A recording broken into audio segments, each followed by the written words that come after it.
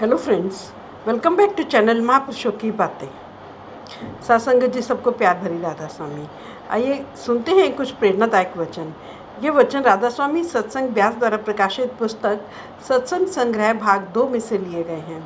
इस पुस्तक के पेज नंबर 74 पर हजूर महाराज चरण सिंह जी फरमाते हैं, जब तक तू परमात्मा से परमात्मा को नहीं मांगेगा तो उससे मिलने में कभी सफल नहीं हो सकेगा। हम रोज़ घरों में देखते हैं, हम बच्चों को नौकरों के साथ बाहर खेलने के लिए भेज देते हैं। अगर बच्चा रोता है तो नौकर उसका हर तरह से दिल लगाने की कोशिश करता है। कभी उसे मिठाइयाँ खिलाता है, कभी कहानियाँ सुनाता है, कभी खिलौनों से खिलाता है। जब तक वह बच्चा खेल में लगा रहता है, माता पिता भी निश्चिंत होकर अपने घर में बैठे रहते हैं। परंतु जब बच्चा अपने ख्याल को हर तरफ से हटाकर अपने माता पिता के लिए रोना शुरू कर देता है तो किसी भी माता पिता से बर्दाश्त नहीं होता। वे दौड़कर बच्चे को हृदय से लगा लेते हैं। इसी प्रकार जब तक हम परमात्मा की रचना के स्वाद और प्यार में फंसे हुए हैं, हम रचना का ही हिस्सा बने हुए हैं। परंतु जब हम रचना में से ख्याल निकाल कर रचना करने वाले की भक्ति और प्यार में लग जाते हैं तो उस परमात्मा से भी बर्दाश्त नहीं होता। वह भी हम पर दया मेहर व बख्शिश करके हमने अपने साथ मिला लेता है। महात्मा समझाते हैं कि हमें हमेशा मालिक के भाने में, उसके हुक्म में रहना चाहिए। भाने में रहने का मतलब अपने प्रारब्ध कर्मों का खुशी खुशी हिसाब चुका देना है। जरा विचार करें कि ये कामनाएं और तृष्णाएं कौन करता है? हमारा मन करता है। हम उन्हें पूरी किससे करवाने की कोशिश करते हैं? परमात्मा से। हम कभी अपने मन को समझाने की कोशिश नहीं करते कि तू मालिक के हुक्म के अनुसार चलने की कोशिश कर। उल्टा हम परमात्मा को समझाने में लगे हुए हैं कि तू हमारे मन की मर्जी के मुताबिक चलने की कोशिश कर। भक्ति हम अपने मन की करने में लगे हुए हैं कि परमात्मा की। अगर मन की भक्ति कर रहे हैं तो मन के दायरे में ही कैद रहेंगे। अगर परमात्मा की भक्ति करेंगे तो उस दयाल के दायरे में जा सकेंगे, वापस जाकर उस परमात्मा से मिल सकेंगे। सो गुरु साहब फरमाते हैं, गुरुमुख होवे सो पूजा जाने, भाना मन बसाई। कि मालिक के भक्तों और प्यारों को ही परमात्मा की भक्ति करने के तरीके और साधन का पता है। वे मालिक के भाने में रहकर मालिक की भक्ति करते हैं, अर्थात जिस भी हालत में वह परमात्मा रखता है उसी में रहते हुए वे शब्द और नाम की कमाई करते हैं।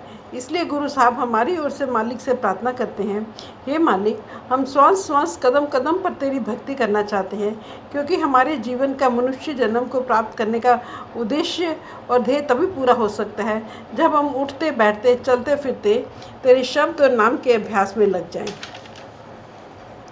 अब गुरु साहब नाम की महिमा करते हैं। वह नाम जिसे हम प्राप्त करना चाहते हैं वह कैसा है? आप फरमाते हैं कि नाम अनमोल रत्न है, वह अमूल्य है। संतों महात्माओं ने आमतौर पर उसे रत्न, जवाहर, हीरे आदि कहकर उसका वर्णन किया है, क्योंकि संसार में यदि हमारे लिए कोई कीमती से कीमती चीज़ है तो वह हीरे, जवाहरात, रत्न ही हैं। परंतु हम चाहे इनकी कितनी ही कीमत लगा लें, फिर भी ये चीज़ें मिट्टी ही हैं। इसलिए महात्मा नाम को अमूल्य और अनमोल कहकर वर्णन करते हैं, क्योंकि दुनिया की कोई भी दौलत, संसार की कोई भी संपदा कभी उस नाम की कीमत अदा नहीं कर सकती। पर वह दौलत किनके पास है? आप फरमाते हैं, पूरे सद्गुरु पास। जो मालिक के भगत और प्यारे होते हैं वे नाम के भंडारी बनकर आते हैं। वे उस नाम रूपी खजाने के मालिक होते हैं। और अगर भंडारी उस भंडार को किन्हें बख्शते हैं? फरमाते हैं, सद्गुरु सेवे लगिया। कि जो सद्गुरु की सेवा में लगे रहते हैं, उनके बताए हुए उपदेश पर चलते हैं, सद्गुरु ऐसे सेवकों के आगे नाम का भंडारा खोल देते हैं, उन्हें नाम की दौलत बख्श देते हैं। इसलिए जब तक हम सद्गुरु के चरणों में जाकर उनकी सेवा नहीं करते, उनके बताए हुए उपदेश पर नहीं चलते, हम उनसे कोई भी चीज़ प्राप्त नहीं कर सकते। सेवा का अर्थ सद्गुरु के आदेश के अनुसार अपने जीवन को ढालना है, उनके समझाने के अनुसार अपनी सूरत या आत्मा को आँखों के पीछे लाना तथा उस शब्द और नाम के साथ जोड़ना है। सेवा 4 प्रकार की है, तन, मन और धन की सेवा तथा सूर्य शब्द की सेवा। तन की सेवा का क्या लाभ है? यह जो भी हमारे अंदर इतना अहंकार भरा हुआ है, जब हम साथ संगत की सेवा करते हैं तो हमारे अंदर से वह अहंकार निकलता है, हमें दूर होती है, हमारे मन में नम्रता और दीनता आती है। इसी प्रकार धन की सेवा है। यह धन जो हमारे लिए विषय वासनाओं का कारण बना हुआ है, जो हमें शराबों कबाबों की ओर ले जाता है, एक दूसरे की हत्या, संहार और विनाश में लगा रहा है, जिसकी वजह से हम एक दूसरे को हिकारत और तिरस्कार की नज़र से देखते हैं। जब इस धन को साथ संगत की सेवा में खर्च करते हैं तो हमारी कमाई सफल हो जाती है और इस धन में से हमारा मोह और प्यार निकलता है। इसी प्रकार गुरुमुखों के असूल और सिद्धांतों के अनुसार अपने मन को चलाना मन की सेवा है। गुरुमुख हमें जिस प्रकार जीवन को ढालने के आदेश देते हैं, उसी प्रकार मन को रखना व ढालना मन की सेवा है।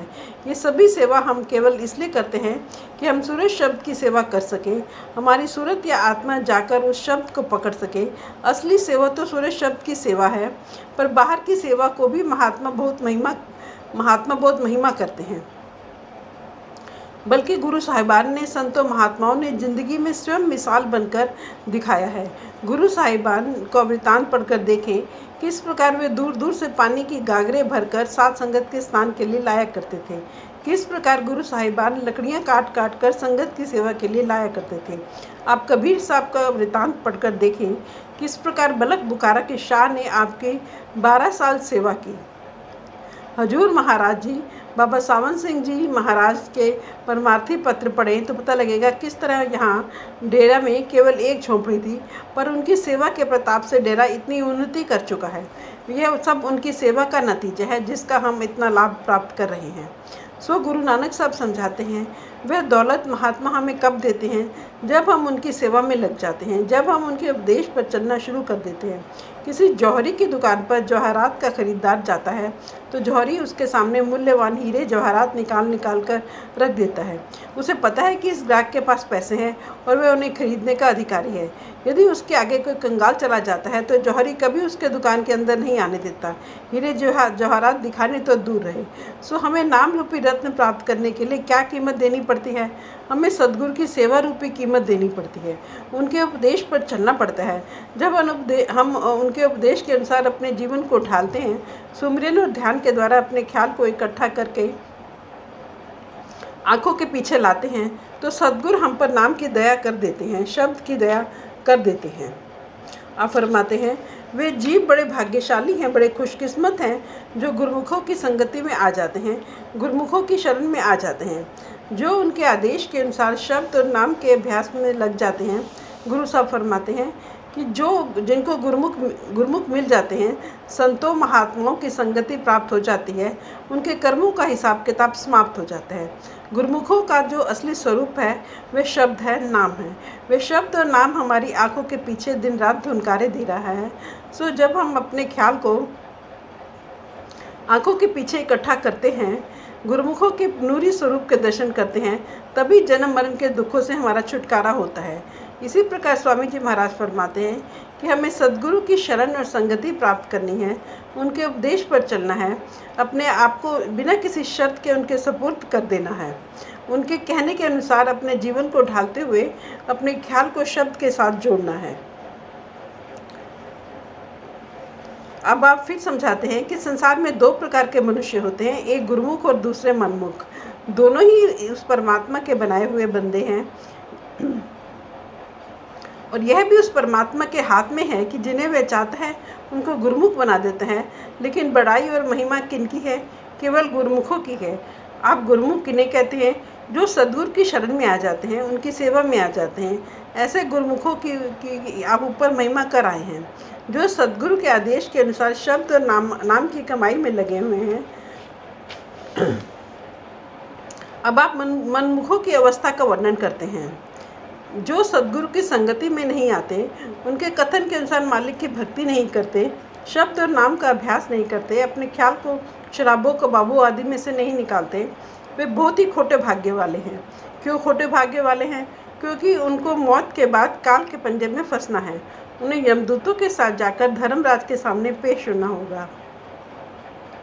जहाँ धर्मराज उचित समझता है वहाँ उन्हें जन्म दे देता है। एक देह के बंधनों से छुटकारा नहीं होता, दूसरी देह का कलबूत पहले ही उनके लिए तैयार खड़ा होता है। उसके आते ही हैं कि मौत आँखों के आगे नाचना शुरू कर देती है। 10 नंबरों की तरह उनको हथकड़ी लगी ही रहती है। इसलिए आप फरमाते हैं कि मनमुख लोग बहुत खोटे भाग्य वाले हैं।